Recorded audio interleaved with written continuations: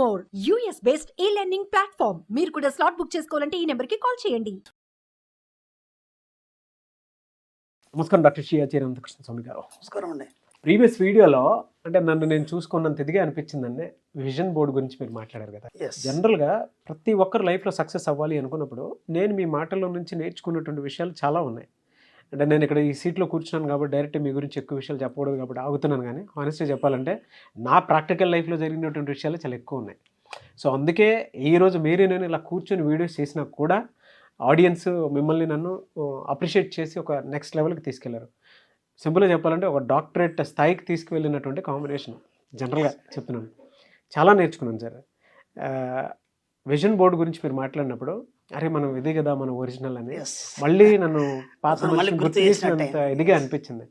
కొన్నిసార్లు మనం ఎక్కడో తెలియకుండా రెగ్యులర్ మోడ్లో పడిపోయి మనాటిలో పడిపోయి అసలు విషయాన్ని మర్చిపోతూ ఉంటాం. ఎప్పుడు మర్చిపోతాం. Yes yes I have given very good motivation అన్న ప్రీవియస్ వీడియోలో 565వ మనీ మంత్ర వీడియోలో. సో కమింగ్ టు సబ్జెక్ట్ 566వ మనీ మంత్ర వీడియో. ఈ వీడియోలో ఏం చెప్తున్నారు? అక్కడ చాలామంది మన సబ్జెక్ట్ విన్న తర్వాత ఏమనుకుంటారంటే డబ్బు మీద దృష్టి పెట్టాలి, డబ్బు మీద దృష్టి పెడితే డబ్బు సంపాదించవచ్చు. మన లక్ష్యము మన వీడియోలు ఇవన్నీ కూడా డబ్బే కదా. కాబట్టి మీరు డబ్బును సంపాదించాలనుకుంటే ఏం చేయాలి? సింపుల్గా డబ్బు మీద దృష్టి పెట్టాలి. ఓకే. ఇంకా కొందరు ఉన్నారు, డబ్బు మీద దృష్టి పెట్టకపోయినా మీ దగ్గరికి డబ్బు వస్తుంది. డబ్బు మీద దృష్టి పెట్టకపోయినా మీ దగ్గర డబ్బు వస్తుంది. డబ్బు మీద దృష్టి పెడితే ఇంతే వస్తుంది. డబ్బు మీద దృష్టి పెట్టకుండా మీ పని మీద దృష్టి పెడితే అందరికి రెట్టింపు వస్తుంది.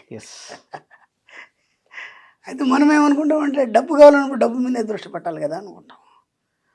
దీనికి ఎలా ఉంటుందంటే మనం చేసే పనిని బట్టి, ఆ పని పట్ల ఉన్న నిజాయితీ బట్టి లేదా పని మీద ఉన్నటువంటి ఒక స్వచ్ఛతను బట్టి మీరు డబ్బు మీద దృష్టి పెట్టకపోయినా సరే మీకు ఎంత కావాలో అంతకు రెట్టింపు మీకు లభిస్తుంది. ఓకేనా? దీనికి ఒక 2 చిన్న ఎగ్జాంపుల్స్ చెప్తాను. మనకి సంజయ్ లీలా బన్సాలి అని ఉన్నాడు, డైరెక్టర్, మంచి గ్రేట్ డైరెక్టర్. ఆయన చూస్తే ఎంత సింపుల్ ఉంటాడంటే ఆయన ఏ ఆర్భాటాలకు పోడు, దేనికి పోవడం. ఆయన సినిమా తీయాలి మనం అనుకుంటే ఒక 10 కోట్లు ఖర్చు అవుతుంది అనుకుంటే 50 కోట్లు పెట్టుకుంటే సినిమా తీయాలి. ఎందుకంటే ఆయన సినిమా పిచ్చోడు. ఆ ప్రొడ్యూసర్తో సంబంధం లేదు ఆయనకి. ఆయన అనుకున్న సీన్ రావాలి, ఆయన అనుకున్న లొకేషన్ కావాలి, లేదా ఆయన సృష్టించుకుంటాడు. అంత గొప్ప డైరెక్టర్. అర్థమైందా? ఏ సినిమా తీసినా మంచి కావ్యాత్మకంగా ఉంటుంది, చాలా గొప్పగా ఉంటుంది. అసలు మనము మళ్ళీ ఒక పాత లోకంలోకి తీసుకెళ్తాడు ఆయన, పాత ప్రపంచంలోకి తీసుకెళ్తాడు. అంత అద్భుతంగా ఆ యొక్క డైలాగ్ వేరియేషన్స్ కానీ లేదంటే ఆ కళాత్మకమైనటువంటి సినిమాలు తీయడంలో మంచి దిట్ట. ఆయన ఏం చేస్తాడంటే కొన్ని కోట్ల బడ్జెట్లో సినిమా ఉంటుంది, ఆయన పని చేసుకుంటూ పోతాడు. కనీసం 3-4 సంవత్సరాలు ఒక సినిమా అవుతుంది. ఇంకేం ఆలోచించాడు, ఇక ఆయనకి ఇక వేరే ఆలోచన లేదు. ఆయన అనుకున్న సీన్ తీయాలి. ఒక స్ట్రీట్ అంటే స్ట్రీటే మనకి మొత్తం ఆయన సెట్టింగ్ చేస్తాడు, అంత గొప్పగా చేస్తాడు. సినిమా అయిపోయింది, రిలీజ్ ఫంక్షన్ కూడా వెళ్ళాడు సామాన్యంగా, దాన్ని పట్టించుకోడు. అంటే ఏమంటే నెక్స్ట్ డే లైబ్రరీకి వెళ్ళిపోతాడు ఆయన. నెక్స్ట్ డే లైబ్రరీకి వెళ్ళిపోయి మళ్ళీ బుక్స్ అన్ని చదువుతూ ఏ ఇతిహాసం మీద నేను మళ్ళీ తీయాలి సినిమా, మళ్ళీ దాని సబ్జెక్ట్ రాస్తూనే ఉంటాడు. అంటే తన మీద తనకి ఎంత కాన్ఫిడెన్స్ అంటే మనం ఇప్పుడు కొందరు స్పోర్ట్స్ మెన్ని చూస్తాం మనం. మనకు రీసెంట్లీ మన భారతీయుడైనటువంటి ఈటను విసిరేది ఒకసారి చూసాం. ఇంతకుముందు కూడా మనం వీడియోలో మాట్లాడుకున్నాం. ఆ ఈట విసిరేసి అది ఎంత దూరంలో పడ్డది కూడా చూడలేదు, అనేది తిరిగి వెళ్ళిపోయినాడు సింపుల్గా. అంటే ఆ టార్గెట్ అయిపోయింది, కంప్లీట్ అయిపోయింది, నాకు తెలుసు, నేను గెలిచానని తెలుసు. ఇంకా అక్కడ దాన్ని పట్టుకొని చూసి కేరింతలేసి ఎగిరే అవసరం లేదు. అలా ఈయన కూడా అంతే, సినిమా అయిపోయింది, అది ఇట్లా సక్సెస్ అయిపోయిందని తెలుసు, నీట్గా ఆయన లైబ్రరీకి వెళ్ళిపోయి తన పని తాను చేసుకుంటాడు. ఏనాడు డబ్బు గురించి ఆలోచించాలి, కేవలం తన పని గురించి ఆలోచించండు. పని గురించి ఆలోచించి కోట్ల రూపాయలు సంపాదిస్తున్నాడు ఆయన. అర్థమైంది?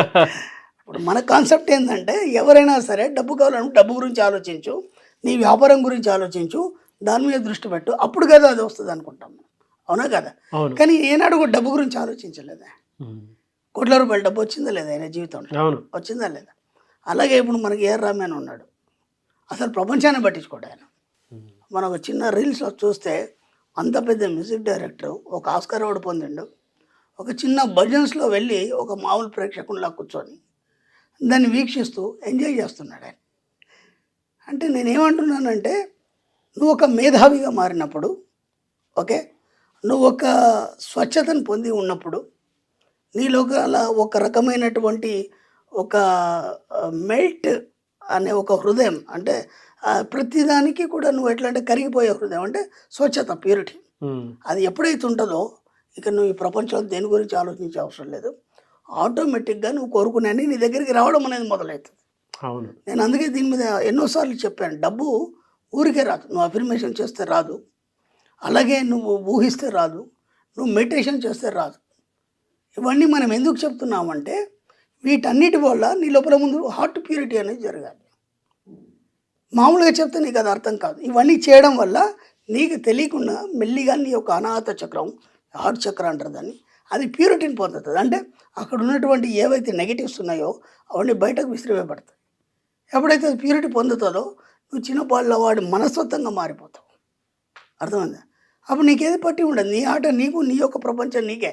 దేన్ని పట్టి పిల్లాడేం పట్టించుకుంటాడు, వాడికి కావాల్సింది తీసుకుంటాడు, తింటాడు, ఆడుకుంటాడు, ఏడుస్తాడు, వాడు ఇక్కడ ఏమవుతుందని వాడికి తెలియదు. అలా ఒక డైరెక్టర్ కానీ ఒక జీనియస్లను కానీ ఇలాంటి గొప్ప గొప్ప వాళ్ళని తీసుకున్నప్పుడు వాళ్ళ ఈ పెద్ద ప్రపంచంలో వాళ్ళ ఆట వాళ్ళు ఆడుకుంటారు, ఇంకా దేన్ని పట్టించుకోరు వాళ్ళు. కానీ వాళ్ళకి సరిపడే డబ్బు మాత్రం వస్తూనే ఉంటుంది. ఎప్పుడు వాళ్ళ లోపల ఆ ప్యూరిటీ ఉంది కాబట్టి వస్తూనే ఉంటుంది. రాజమౌళిని తీసుకోండి, ఎంత ప్యూరిటీగా ఉంటాడు. ఎక్కడైనా ఆయన ఫేస్లో కానీ, ఆయన చేష్టల్లో కానీ, ఏదైనా ఒక ఇంటర్వ్యూలో కానీ, ఎక్కడైనా అహంకారంగా మాట్లాడినట్టు కానీ, లేదంటే ఏదైనా భావ ప్రదర్శన ఉద్వేగంగా చేసినట్టు కానీ ఎప్పుడైనా కనిపించిందా మీకు? కనిపించలేదు కదా. అందుకే వాళ్ళు అలా ఉన్నారు. వాళ్ళు డబ్బు కోసం పనిచేయరు, పని కోసమే మాత్రం పని చేస్తారు. అది ఒక ప్యాషన్గా మార్చుకుంటారు. డబ్బు అనేది ఆటోమేటిక్గా వస్తుంది. కాబట్టి ఇప్పుడు మీరు డబ్బు కోసం పని చేస్తారా, పని కోసం పని చేస్తారా, మీకు డబ్బు కావాలా, పని కావాలా, అది మీరు డిసైడ్ చేసుకోండి. అంత తదేక దీక్షతో చేసినప్పుడు మాత్రం ఆటోమేటిక్గా కొన్ని కోట్ల రూపాయలు మీరు పొందగలుగుతారు. అది ఏ పని అనేది కాదు, ఇది అదేనే కాదు. వాళ్ళంటే ఓ డైరెక్ట్ వాళ్ళు అవి నేర్చుకున్నారు. మీరున్న ప్రొఫెషన్లో కూడా మీరు అంత తదేకంగా దీర్ఘమైనటువంటి ఆలోచనతో మీరు చేసినప్పుడు ఆటోమేటిక్గా మీరు కోరుకున్న దానికి వేల రెట్ల డబ్బు మీ దగ్గర ఆటోమేటిక్గా వచ్చి పడుతుంది. రియాలిటీ ఉన్న క్లారిటీ కూడా ఒకటి చెప్తాను సార్ నేను. అంటే జనరల్గా మీరు చెప్పిన దానికి ప్యాషన్ తోటి పరిగెడితే ఏ మనిషికైనా సరే డబ్బు ఆటోమేటిక్గా వచ్చేస్తుంది. డబ్బు కోసం పరిగెత్తడం అని కాదు, డబ్బు మీద తపన ఉండాలి మనకి. ఆ తపన ఎప్పుడైతే మనకు కనిపిస్తూ ఉంటుందో ఆటోమేటిక్గా దానికి సంబంధించినటువంటి అవకాశ మార్గాలు కనిపిస్తూనే ఉంటాయి. అండ్ రెండోది రియాలిటీలో ఉన్న ఎగ్జాంపుల్ చెప్తానని మీకు ఎందుకు చెప్పానంటే, నేను స్టార్ట్ చేసేటప్పుడు అండి సబ్జెక్ట్ బయటికి వెళ్తే చాలా అనేటువంటి మోటలో ఉన్నాం మనం. డబ్బు మీద ఎలాంటి ఇతరులు డబ్బు సంపాదించాలని కోరిక తప్ప మనం ఇప్పటిదాకా కూడా ఆలోచించాలి. డబ్బును ప్రేమించే ప్రాసెస్ కూడా మైండ్ సెట్ ఎలా ఉండాలి, అది మనకు అన్ని సౌకర్యాలు ఇస్తుంది కదా, ఆ సౌకర్యం వెనక చాలా ఇది దాగుంది. దాన్ని మనం ఎంత బాగా ప్రేమించాలి, దానితో పాటు ఎలా ట్రావెల్ అవ్వాలి, దాన్ని ఎంత రెస్పెక్ట్ ఇవ్వాలి అనేటువంటి విషయాన్ని బలంగా చెప్పడమే పూనుకున్నాము. ఎస్, అప్పుడు మీరు ఒక వీడియోలో కూడా అడిగారు మీరెంత సంపాదించారు, దాని మీద కూడా క్లారిటీ ఇచ్చారు. ఇంత చెప్తున్నారు కదా, మీరెంత సంపాదించారు, నాకు విశ్వం ఏమన్నా అది ఇస్తుంది కదా. అదే బెస్ట్ ఎగ్జాంపుల్ మందే అనుకుంటాను. జర్నీ స్టార్ట్ చేసేటప్పుడు మీరు ఏదైనా చేయండి సార్, నాది కంటెంట్ బయటకు వెళ్తే చాలని చెప్పేసి ఆ ప్యాషన్ తోటి వచ్చారు. వాళ్ళ అంటే చెప్పాల్సిన అవసరం లేదు, మహాసముద్రం. అంటే మనం చేసుకుంటూ పోతున్నాం అంతే అంతే. విశ్వం ఏమేమో అది ఇస్తూనే ఉంటుంది. నేను కోరుకున్న దానికంటే ఇంకా రెట్టింపిస్తుంది కూడా. దాని మీద మీరు దృష్టి పెట్టలేదు, మనం పెట్టలేదు, ఎవరు పెట్టలేదు. వీళ్ళకి పెట్టమని చెప్తున్నాను, ఎందుకంటే ఇప్పుడు వీళ్ళకి అదే అవసరం కాబట్టి. కొన్ని రోజుల తర్వాత అర్థం అయిపోతుంది వాళ్ళకు కూడా. కమింగ్ డేస్ లో ఉమెన్ కూడా బాగుపడాలనేటువంటి ఉద్దేశంతో ఒక చిన్న సంకల్పంతో నెక్స్ట్ సిరీస్ కూడా వస్తుంది. Very good. సో అది కూడా మీరు వాచ్ చేసి ఎంజాయ్ చేయొచ్చు. ఎందుకంటే చాలా మంది విమెన్ కావాలనుకుంటారు సార్ ఆ సబ్జెక్ట్ ని. ఈ రోజు వరకు ఫ్యామిలీస్ చూసారు, ఇండివిజువల్ విమెన్ కూడా సొంత కాలపై నిలబడాలనేటువంటి మనీ మంత్ర సబ్జెక్ట్ కూడా వస్తుంది. But anyways I'm very happy for you అండి. Thank you sir, thank you so much doctor షియా చిరంజీవి గారు.